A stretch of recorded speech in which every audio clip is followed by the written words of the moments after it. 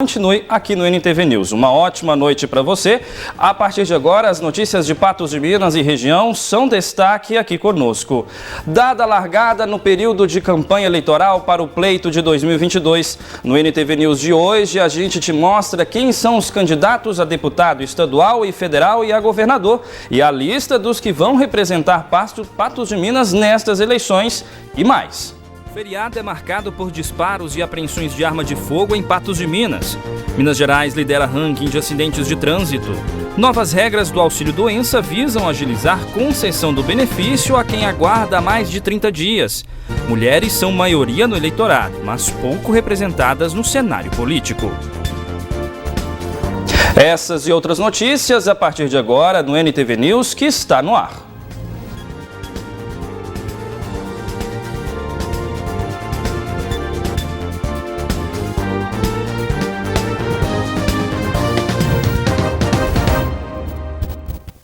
E olha só, disparos de arma de fogo foram registrados durante o feriado no bairro Alto da Colina. A polícia foi até a casa da vítima e na residência foram localizadas munições sobre um sofá.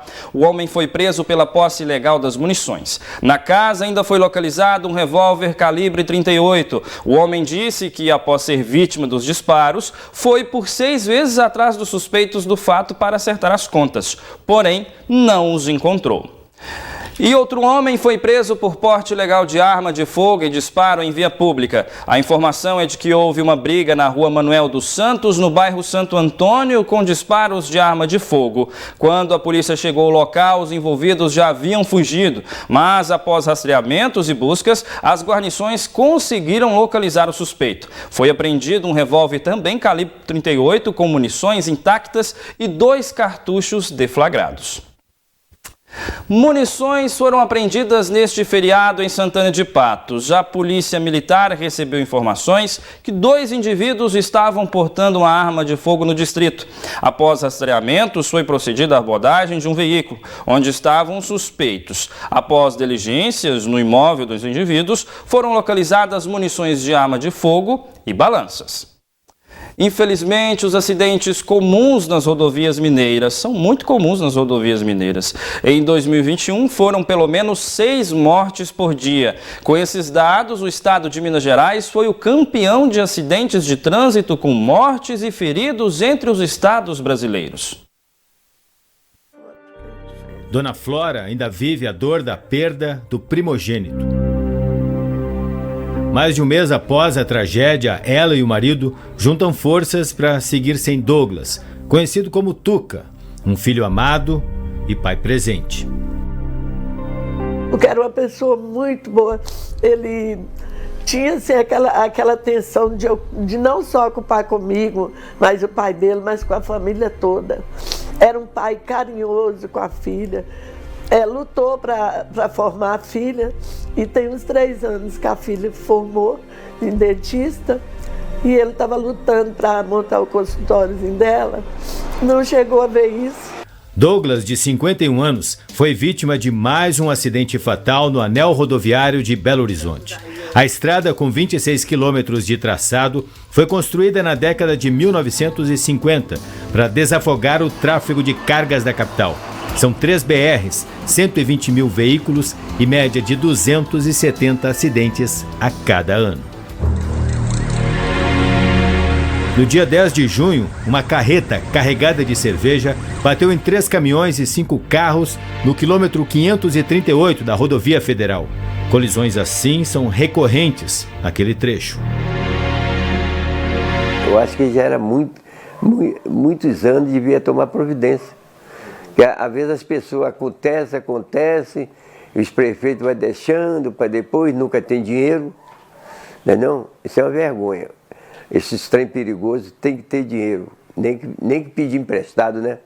Vão resolver o problema. A tragédia dos Castilho se repete em velocidade alarmante. No Brasil, a cada 15 minutos, uma pessoa morre vítima de um acidente de trânsito. E a cada 2 minutos, outra fica com sequelas por causa dos ferimentos. Um problema de saúde pública que precisa ser enfrentado com campanhas educativas, orientação para o trânsito, fiscalização, equipamentos, tecnologia, inovação. e maior aporte de recursos para a infraestrutura. Acidentes ocorrem por diferentes fatores, isolados ou não. As condições do veículo, da via e a condução pelo motorista. Há metodologias, tecnologias e equipamentos disponíveis para reduzir os impactos dos acidentes.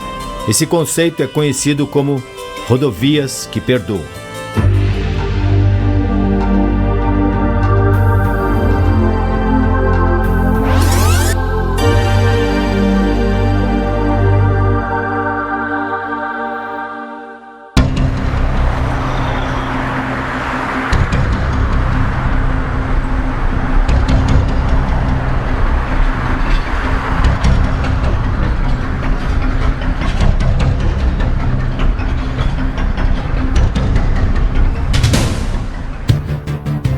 Frederico é uma espécie de embaixador do conceito no Brasil. Doutor em engenharia, ele lidera uma das 4 empresas brasileiras acreditadas para trabalhar com a metodologia internacional de segurança viária IRAP. Essa é a sigla em inglês para o Programa Internacional de Avaliação de Estradas, aplicada em mais de 100 países. Duvido que alguém teria coragem para reduzir o custo de um apartamento no 8º andar de um prédio, negociasse com a construtora o seguinte: não, me dá 10% de desconto e tira a proteção da varanda, deixa a varanda sem proteção e a gente só pinta uma linha embaixo falando para as pessoas, não passe dessa linha. Mas a gente acha normal, a gente vê várias notícias, veículo cai em ribanceira, ônibus despenca em ribanceira, a gente vê essas notícias frequentemente, a gente acha normal, a pessoa dormiu, devia estar falando no celular. Não, esse é o típico exemplo de uma rodovia que não perdoa. Frederico foi um dos coordenadores técnicos de um relatório elaborado pelo Observatório Nacional de Segurança Viária, em parceria com o Ministério da Infraestrutura. O documento, publicado em 2021, recomenda a adoção de soluções de baixo custo e com forte impacto nos locais de sinistros, mais recorrentes em cada rodovia. Muitas vezes, quando se faz a concessão de uma via, se preocupa com os contornos urbanos que têm que ser feitos, com as duplicações que têm que ser feitas. Mas e a implantação de contenção lateral nos trechos existentes que não vão ter ampliação de capacidade? Isso também tem que ser considerado na modelagem, porque esse é o tipo de sinistro, por exemplo, que mais mata nas nossas vias urbanas brasileiras. Especialistas em segurança recomendam há anos a instalação de uma área de escape no trecho onde ocorrem os acidentes mais graves no anel rodoviário. A Prefeitura de Belo Horizonte entregou neste domingo, 31 de julho, a área de escape do anel rodoviário. O equipamento fica no quilômetro 541, sentido Vitória. Para a execução foi necessária uma autorização do governo federal, já que a via é de competência da União. Eu acho que nem deveria deixar essas carretas passarem em um lugar onde o trânsito é bem alto, passe por outro lugar, para não deixar uma dor tão triste, tão profunda igual nós estamos passando.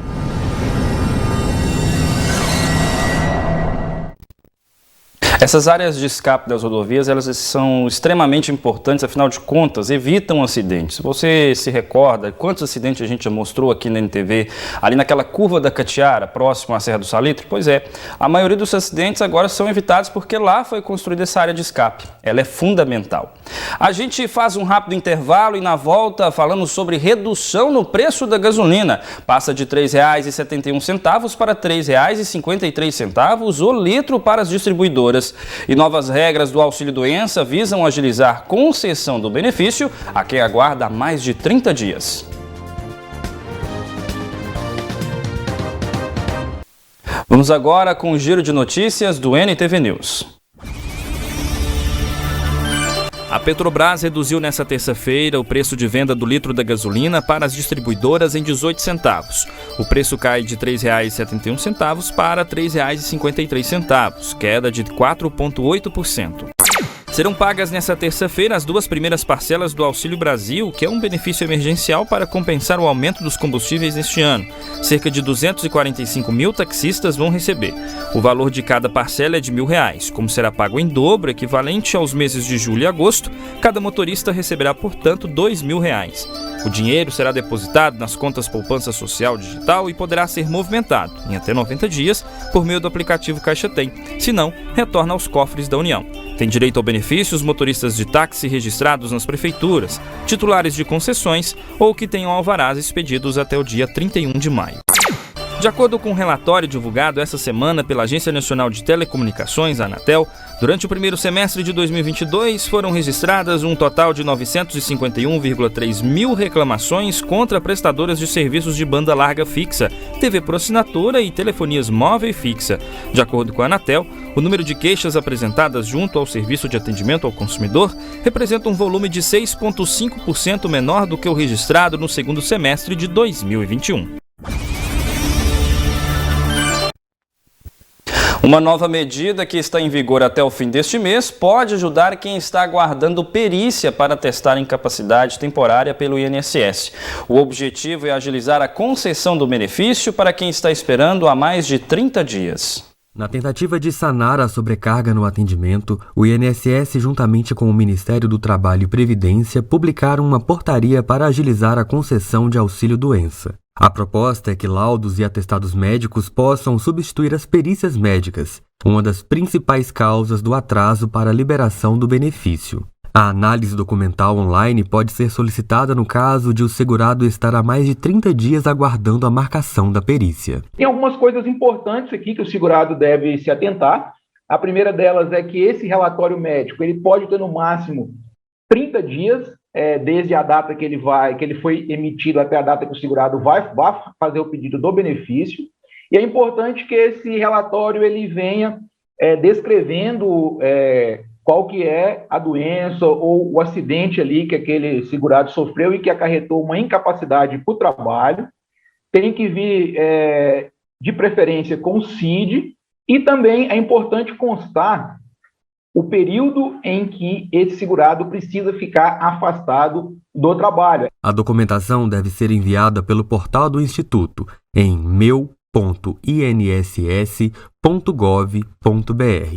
Mas o segurado deve ficar atento, porque existem algumas restrições quanto à concessão pela análise documental. O máximo de tempo que esse segurado vai conseguir esse afastamento via análise documental sem perícia presencial é por 90 dias.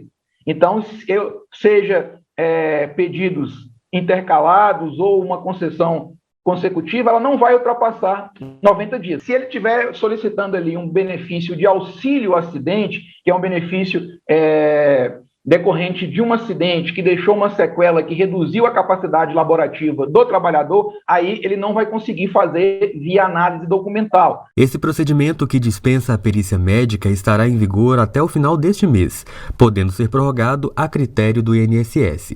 Para esse advogado previdenciário, essa iniciativa pode ajudar como solução paliativa, mas existem muitos outros problemas. Por isso, sempre é importante ter o auxílio de um profissional. Isso é uma tentativa de resolver apenas uma parte de um pequeno problema da Previdência Social, porque aí nós temos vários outros de inconsistência do sistema, até de dificuldade do próprio segurado acessar o sistema da Previdência, e mais do que isso, a gente tem tido problemas até mesmo quando é marcada a perícia presencial. A pessoa tem que sempre guardar, quando ela chega na agência do INSS para uma perícia presencial, ela vai receber lá um documento de protocolo ali, uma ficha de que ele compareceu. E aí sempre guardar, sempre traz isso de volta, porque se acontecer esse problema de perícia negada por falta de comparecimento, no qual a pessoa de fato foi até a perícia, ela vai ter ali documentalmente como demonstrar para o INSS que teve um equívoco ali, seja do sistema, seja do médico perito,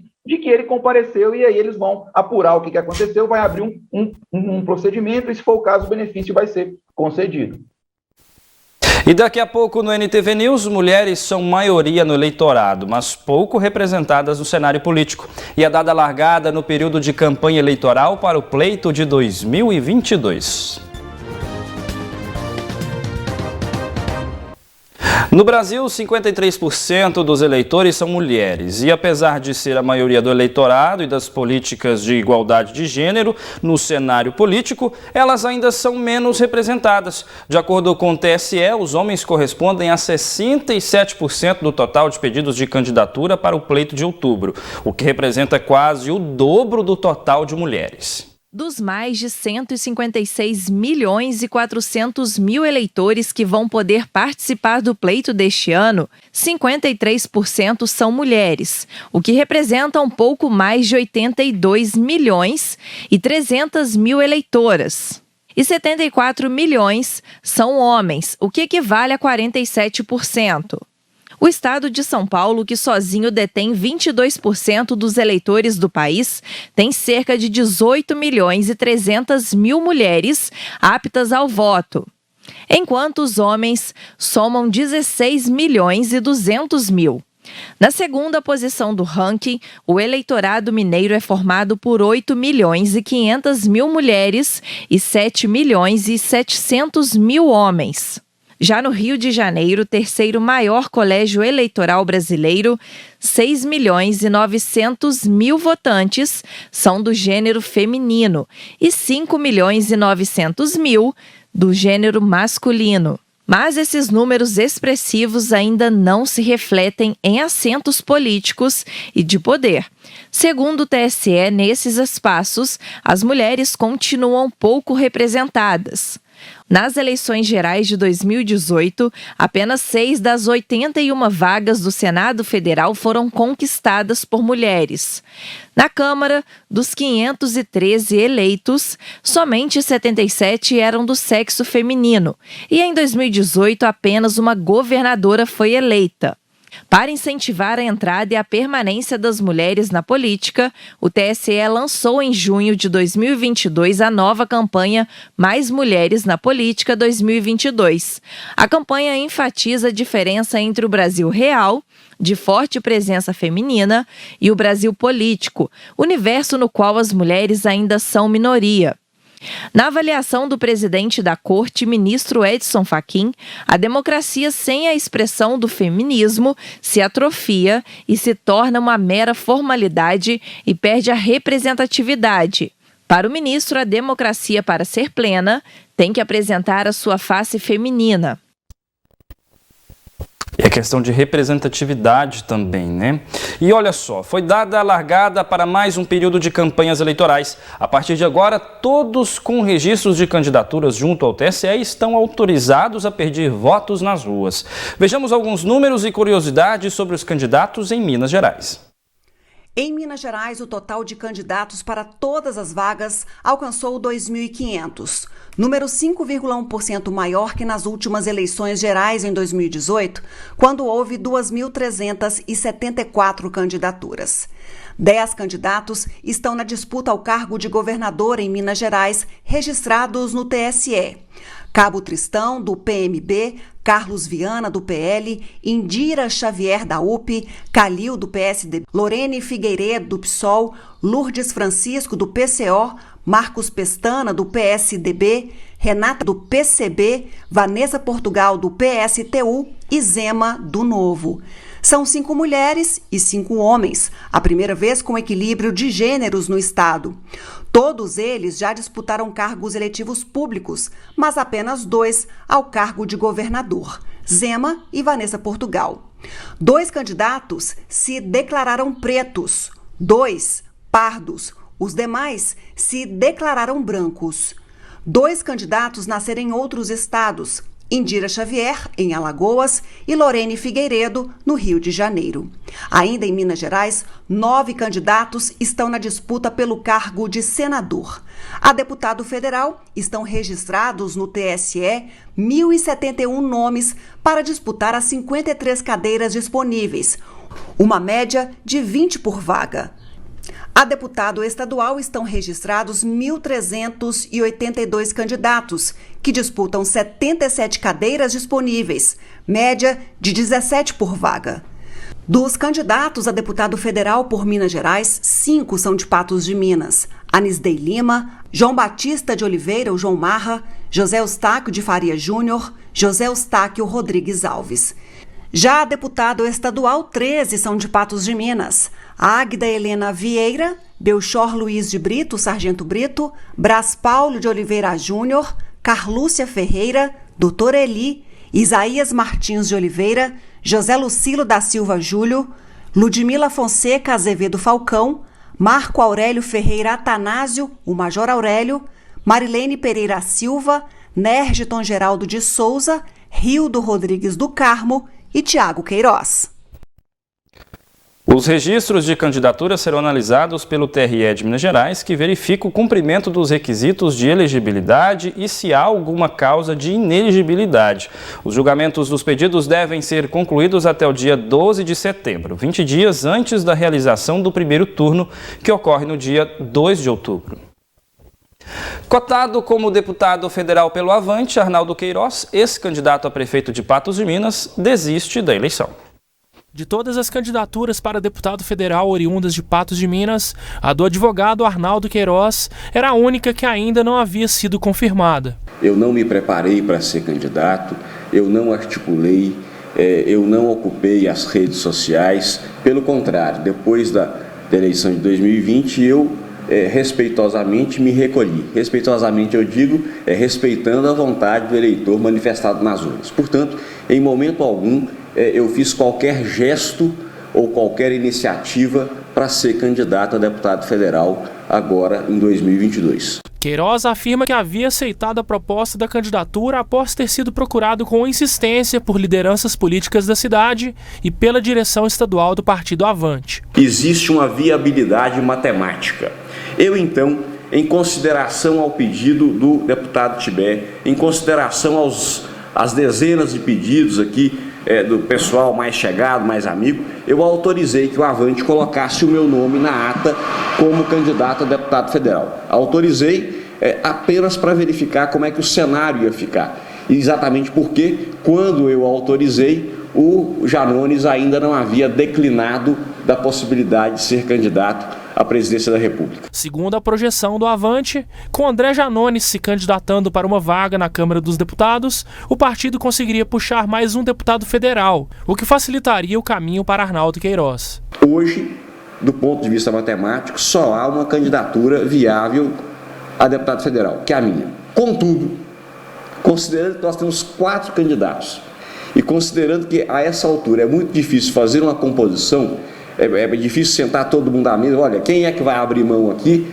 para o bem de Patos, para que Patos de Minas possa voltar a ter um deputado federal. Isso hoje é muito difícil. Por quê? Porque esse pessoal que já anunciou, já está com a candidatura muito adiantada e certamente não vão recuar. Mesmo com a suposta projeção matemática favorável, Arnaldo Queiroz preferiu declinar da candidatura. Não sou candidato a deputado justamente pensando no bem da nossa cidade.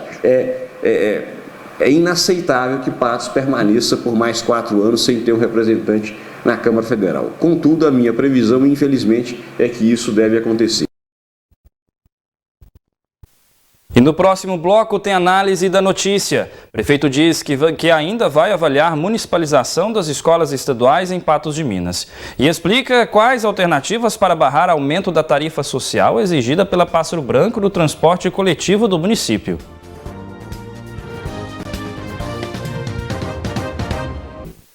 O prefeito de Patos de Minas, Luiz Eduardo Falcão, informou que deve reavaliar a municipalização das escolas estaduais.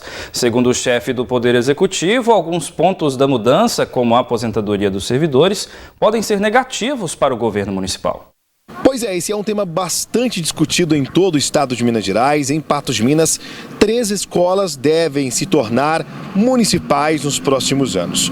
A primeira é a Escola Estadual Cônego Getúlio, que tem 32 turmas e 838 matrículas. A segunda, a Escola Estadual Monsenhor Fleury, com 24 turmas e 670 matrículas. E a terceira é essa, a Escola Estadual Professor Modesto, com 22 turmas e 500 279 matrículas. São escolas da rede estadual que devem, então, passar a ser municipais nos próximos anos. De acordo com o prefeito de Patos de Minas, Luiz Eduardo Falcão, houve uma proposta do governo do estado de 60 milhões de reais, o que daria para reformar muitas escolas e fazer algumas obras na cidade. Só que ainda essa proposta não foi aceita pelo Poder Executivo, até porque, segundo Falcão, é necessário avaliar a questão da aposentadoria dos profissionais da educação. Vamos ouvir. A Constituição Federal deixa muito claro qual parte é de responsabilidade dos municípios no que se refere à educação e qual parte é de responsabilidade do Estado. A gente entende isso, por isso a gente está discutindo a municipalização de modo a organizar melhor. De fato, a proposta que o Estado fez para nós, a gente foi melhorando ela, chegou a um patamar até de 60 milhões de reais, que é suficiente sim para reformar várias escolas, construir.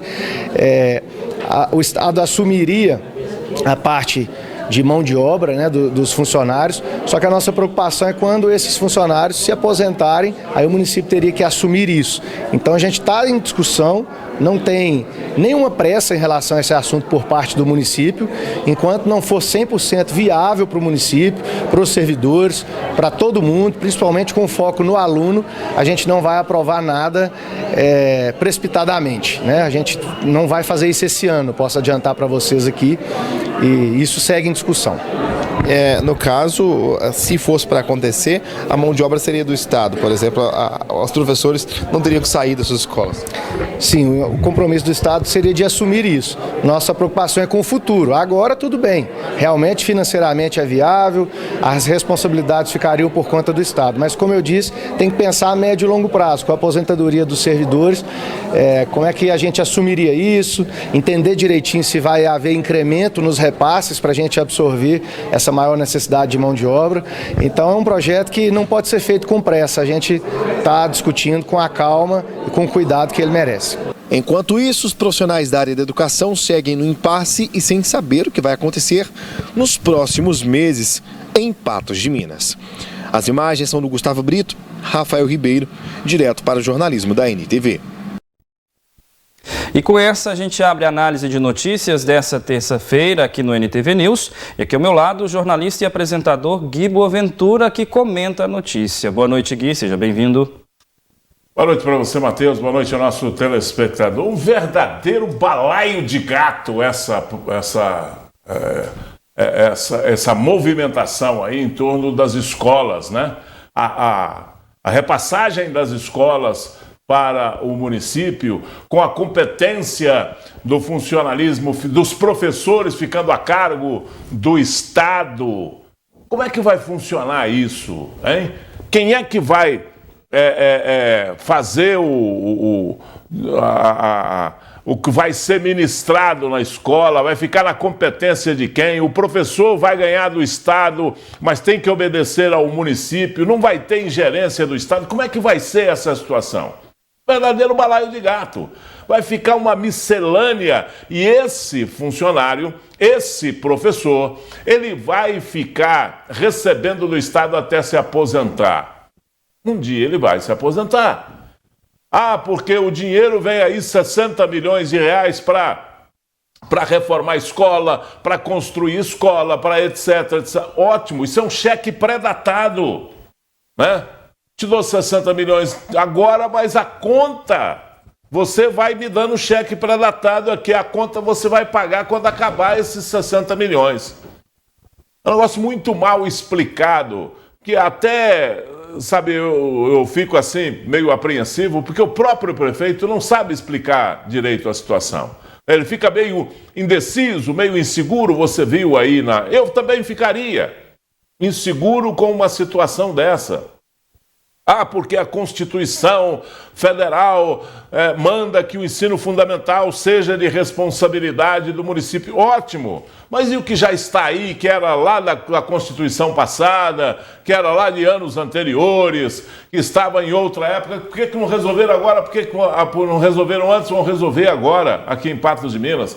O que tem uma apreensão em relação aos professores, os professores estão fazendo campanhas aí para não passarem a escola para o Estado, para o município e eles ficarem no Estado recebendo do Estado, vão perder um vínculo com o Estado, vão perder a autoridade de chegar na superintendência e discutir a sua situação. Por que ele vai? Porque ele vai estar trabalhando para o município. Qualquer questão que ele tiver para resolver, ele vai resolver lá com o município. Verdade é, sabe, que é um imbróglio essa situação, sabe? Esse negócio é um negócio assim meio que presente de grego para Patos de Minas. Esse negócio eu vou te dar 60 milhões na mão aqui para eu poder gastar do jeito que eu quiser. E eu coloco a escola para andar, porque a escola está andando. A escola não precisa de investimento agora. Uma reforminha aqui, outra ali. Nada que uns mirreizinhos poucos não resolvam para a reforma dessas escolas. 60 milhões. É pagamento para eu assumir a escola e eu vou depois gastar esse dinheiro com o que eu quiser. Aí é um grande negócio momentaneamente, mas ainda continua sendo um cheque pré-datado. É um empréstimo que ele vai ter que pagar isso lá na frente quando vencer essa etapa do gasto dos 60 milhões. Quando começar, quando começar a aposentadoria desses professores, e aí o município tem que contratar, isso aí vai pesando no caixa do município. Agora, se for uma obrigatoriedade, é outra coisa que se faça de uma maneira diferente, né? Que se faça de uma maneira correta, para não ter essa questão de eu estou te dando sessão, eu estou te pagando para você assumir essas escolas, que isso aí... Nós não vamos nessa conversa, não. Isso aí é um presente de grego do governador para o município de Patos de Minas. É mais um presente de grego do governador para Patos de Minas. Esse governador, além de nunca ter trazido nada para Patos, efetivamente para Patos de Minas, ainda traz esses presentes aí que a gente fica com um pé na frente e outro atrás. De fato, Gui, essa municipalização, algumas pessoas até são favoráveis a ela, mas eu entendo que se fosse algo positivo, seja para a escola ou para o município, não haveriam faixas pela cidade. A gente observa essas faixas ali no balão da Praça Champanhar, tem uma faixa lá há um bom tempo falando a respeito dos servidores que são contra essa municipalização das escolas estaduais de Patos de Minas, e um outro ponto também, que precisam ser ouvidos aqueles que estão lá na escola, os professores, os colaboradores. Por que, afinal de contas, eles são contra? Eles vivem o dia a dia daquela escola. Então, também deve ser avaliado de forma muito cuidadosa, porque é oneroso para a prefeitura, é oneroso para o município. Por mais que sejam feitos alguns repasses para a manutenção dessas escolas, uma hora esse dinheiro acaba. E aí, a prefeitura vai arcar com mais 3 escolas em Patos de Minas. Eu não estou dizendo, de forma alguma, que investir em educação é um custo para a prefeitura, mas estou dizendo do ponto de vista de gerir essas instituições, esses espaços. Hoje, o Estado é responsável, o Estado coloca o dinheiro. A partir do momento que acontece a municipalização, quem vai assumir é a prefeitura. Muito bem, a gente muda de assunto porque também durante a conversa com a nossa equipe de reportagem, o prefeito falou que vai buscar estratégias para barrar o aumento da tarifa exigida pela Pássaro Branco para o transporte coletivo de Patos de Minas. A empresa conseguiu na justiça uma liminar para aumentar o valor de R$ 4,00 para R$ 5,67. De acordo com o chefe do executivo, 2 estratégias estão previstas para tentar barrar o aumento do transporte coletivo em Patos de Minas, que pode aumentar de R$ 4,00 para R$ 5,67 após liminar concedida pela Justiça em Patos de Minas. A primeira proposta seria um subsídio, onde a prefeitura complementa o valor reivindicado pela concessionária. E a segunda alternativa seria a criação de uma espécie de tarifa social. Primeiro que a gente não concorda com o valor de 5,60, está sendo discutido, tem redução de combustível aí no meio dessa discussão que ocorreu de quando a ação entrou na justiça até agora, já teve uma redução do valor do combustível. Então, isso vai ser resolvido através de um projeto de lei que nós vamos mandar para a Câmara, e a gente vai fazer a tarifa social que é um valor que será completado pelo município para beneficiar quem mais precisa. Isso vai ser revisado mensalmente, vai ter um período certo e determinado, porque o preço do combustível pode variar para baixo, que é o que a gente deseja, né? Mas pode acontecer também de aumentar, mas eu acredito que não vai acontecer. Então, todo mês a gente vai verificar qual foi o movimento, quantas pessoas utilizaram o serviço, qual que é o valor do combustível, todos os custos da empresa, para verificar a necessidade ou não de completar o valor. Mas para a população vai continuar sendo os R$4. Sobre a hipótese de contratar outra empresa concorrente à Pássaro Branco em Patos de Minas, o chefe do executivo descarta a possibilidade. E muita gente eu sei que também questiona a situação de concorrência, né? Mas por que não coloca concorrência?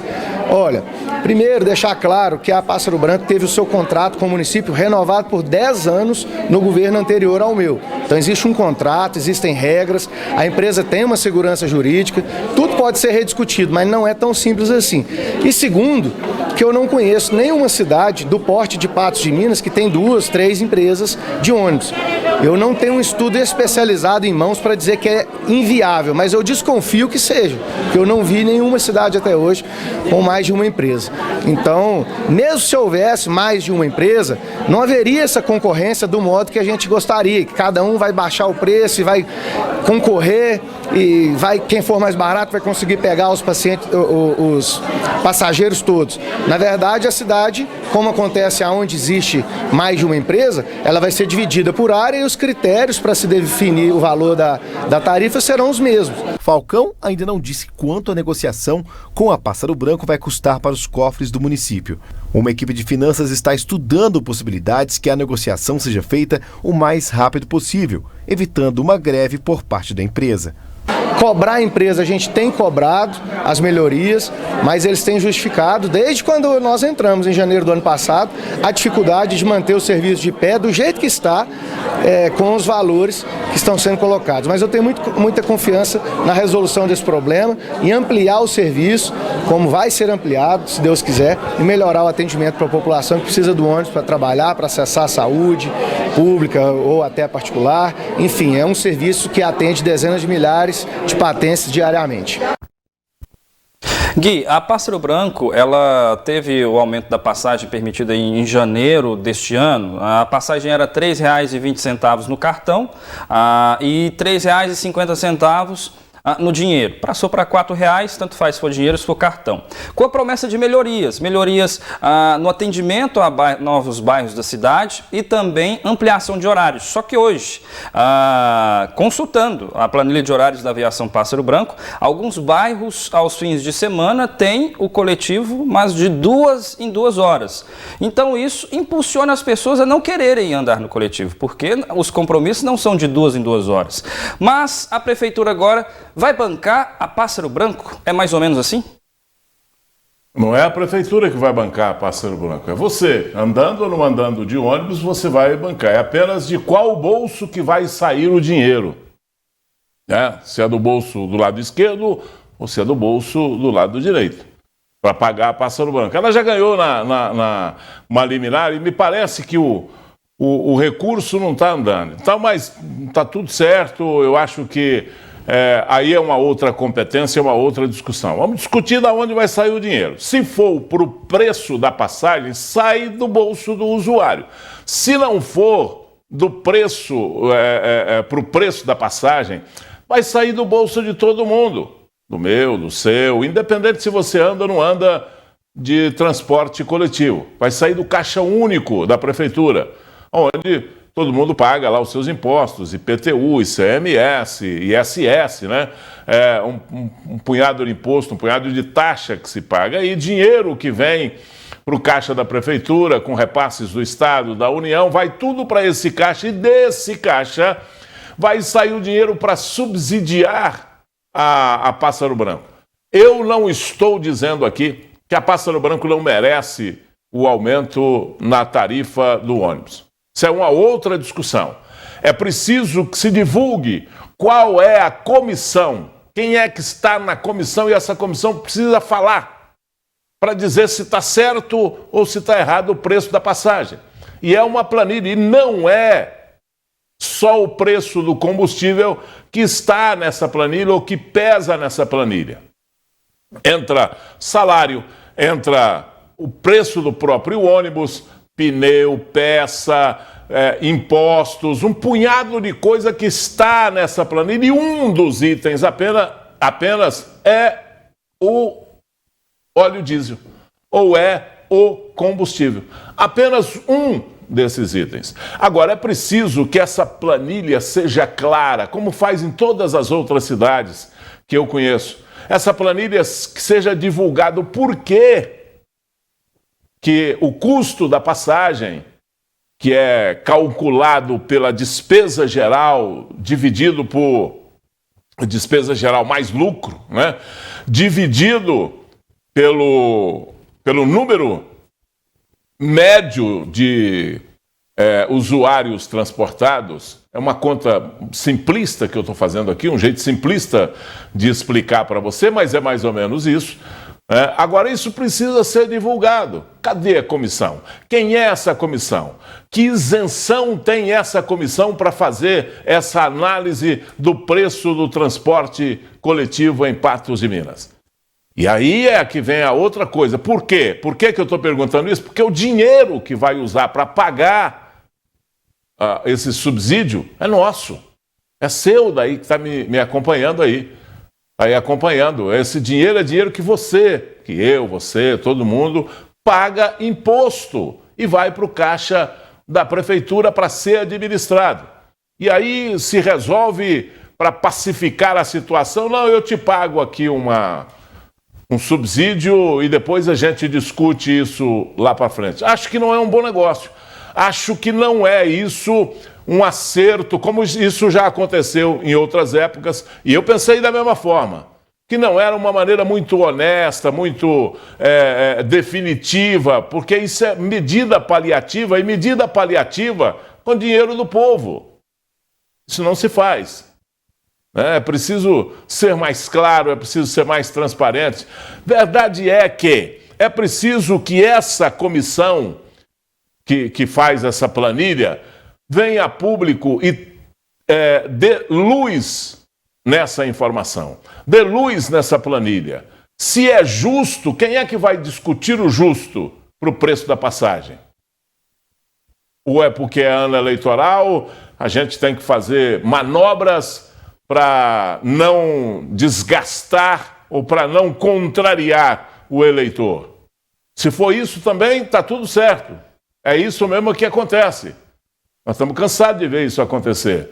Agora, é preciso isso ser transparente, já que está na justiça, apresente isso na justiça.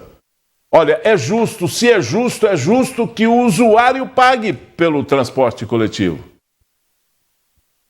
Não é justo meter a mão nos cofres da prefeitura ou no cofre da prefeitura para tirar dinheiro da operação tapa-buraco, para arrumar as estradas vicinais, né, para investir em áreas, na estrutura do atendimento público de saúde, para investir em diversas outras, na educação propriamente dita, para pagar subsídio para a empresa do transporte coletivo. Tudo tem que ser feito às claras e honestamente. É isso que tem que acontecer. Agora, se você falar assim, porque Pássaro Branco é o seguinte, a Pássaro Branco está no caminho dela, está exercendo o seu direito de pedir o aumento de passagem, tanto é que ganhou na justiça. Tranquilo, sem nenhuma discussão. Agora, isso do outro lado precisa ser administrado de uma outra forma. Não pode ser assim, simplesmente, com uma ação simplista de tirar o dinheiro da prefeitura e dar para Pássaro Branco para evitar greve, para evitar falta de atendimento, sabe? Num transporte coletivo que não sei de quem que é a competência. Uma vez eu falei isso aqui, a empresa achou o fim do mundo e que achou que eu não sabia disso, mas isso é tudo contratual, tem que estar no contrato de concessão. Nós não temos ponto de ônibus. Nós temos uma plaquinha, você vai nos bairros, é uma plaquinha, e às vezes com mato alto, uma sujeira dos diabos, o consumidor desse tipo de serviço, que é o usuário do transporte coletivo, é muito maltratado. É tratado como, sabe, de qualquer forma, de qualquer jeito. Isso é o maior absurdo. Nós não temos nenhum investimento no ponto de ônibus. Vamos ter investimento mais aonde? Onde que vai passar? Primeiro faça a estrutura do que está aí, porque o que está aí não tem uma estrutura para atender com dignidade, nem estrutura nos pontos de ônibus, não tem estrutura nas linhas, né? Que conforme disse o Matheus, tem linha aí que, sabe, passa de 2 em 2 horas num bairro, né? Rotas que foram mudadas porque uma rua está cheia de buraco, a outra não tem asfalto. Então, essa estrutura, essa infraestrutura, ela tem que funcionar. Isso é o básico. E não funciona em Patos de Minas. Agora, discutindo a passagem, é uma medida paliativa e é uma medida para empurrar o problema com a barriga para o próximo ano, né?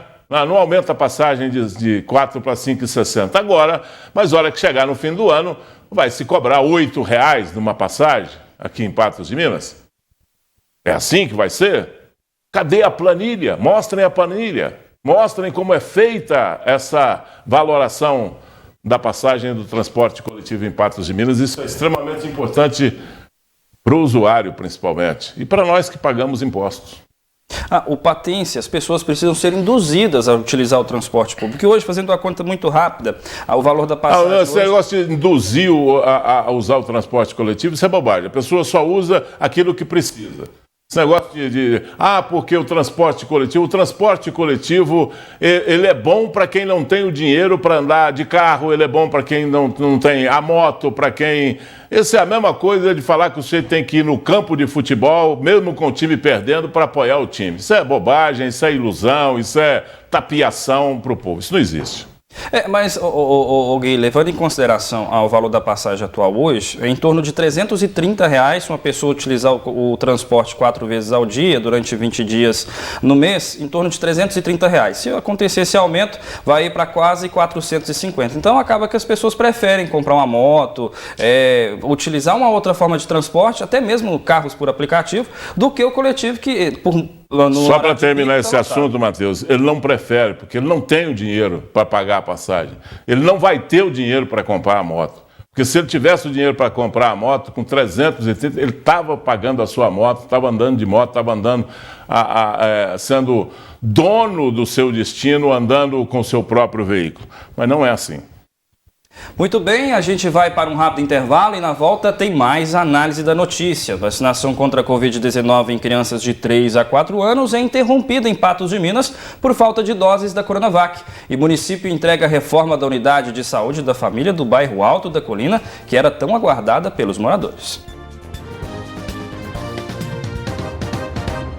E a reforma da unidade de saúde da família Dr. Carlos Martins Neto, que fica no bairro Alto da Colina, foi entregue na manhã desta terça-feira pelo município. Construída há mais de 10 anos, a unidade estava com praticamente toda a parte da infraestrutura comprometida. Muros pintados e salas médicas de vacina reformadas. A reforma também fez reparos elétricos, hidráulicos e de alvenaria. Ao todo foram investidos cerca de R$ 150 mil, dinheiro do Caixa do Governo Federal e da Prefeitura Municipal, através da Secretaria Municipal de Saúde. O recurso, uma parte é vinculada, a outra parte é ordinário, que a gente conseguiu aí captar, do Governo Federal essa parte vinculada para promover essa quantidade de reformas. Então, e aí nós vamos ter mais também, nós vamos ter aí reformas as próximas, iniciando nas áreas rurais, não só na cidade, para contemplar todo mundo. Por semana, mais de 500 pessoas passam pela unidade de saúde do bairro Colina. Um número grande que deve ser atendido direto na unidade, sem a necessidade de ser encaminhada para a UPA, que sofre com a superlotação. A maioria é SUS dependente mesmo, Então a gente tem que estar aqui aberto, para poder estar recebendo essa população e desenvolver o trabalho da melhor maneira possível, Com amor, com dedicação, com educação. De acordo com esse vereador, A reforma da unidade, que fica na rua Zulmira Vieira de Araújo, número 595, no bairro Colina, era uma reivindicação antiga da população. A comunidade merece um posto de saúde, uma UBS, né, que vai te atender bem, que vai dar uma atenção bacana para a comunidade e que, né, tenha toda a estrutura que todas outras UBS aqui de Patos tem. A unidade básica de saúde do bairro Colina, Dr. Carlos Martins Neto, foi inaugurada na gestão da prefeita Béia em 2010. Logo depois, começou a apresentar alguns problemas por causa do tempo, como infiltração, poeira e buracos na parede. A reforma foi feita e entregue na data de hoje e faz parte de um projeto da prefeitura que pretende reformar outras unidades na cidade. Até agora, 4 UBSs foram reformadas. Agora a próxima tem unidade do Várzea, que é uma unidade muito esperada pela comunidade, que é uma unidade que não tinha sala de vacina, não tinha consultório odontológico, agora nós vamos ter tudo. E o espaço físico do SAMU regional e no mesmo prédio ali a CME municipal, que é a central de esterilização de material aí, que a gente já teve quando funcionava lá o UPA Marabá, depois foi descentralizada e fragmentada e agora nós estamos voltando com ela dentro de todas as normas da vigilância, toda certinha ali para atender a população. São mais de 50 obras e reformas em andamento nesse momento, fora as que a gente já entregou. Isso está sendo feito graças a um esforço de gestão, de eficiência, de fazer mais com menos. Esses recursos eles não vêm de forma automática do governo do estado e do governo federal. E a gente fica muito feliz de poder dar condições dignas de trabalho ao servidor. É isso, com essa notícia o NTV News fica por aqui. Obrigado, Gui Boaventura, por sua participação no News de hoje. Boa noite para você, Matheus. Boa noite ao nosso telespectador. O NTV News volta amanhã às 19 horas e eu amanhã no 30 minutos às 11h30 da manhã aqui na NTV.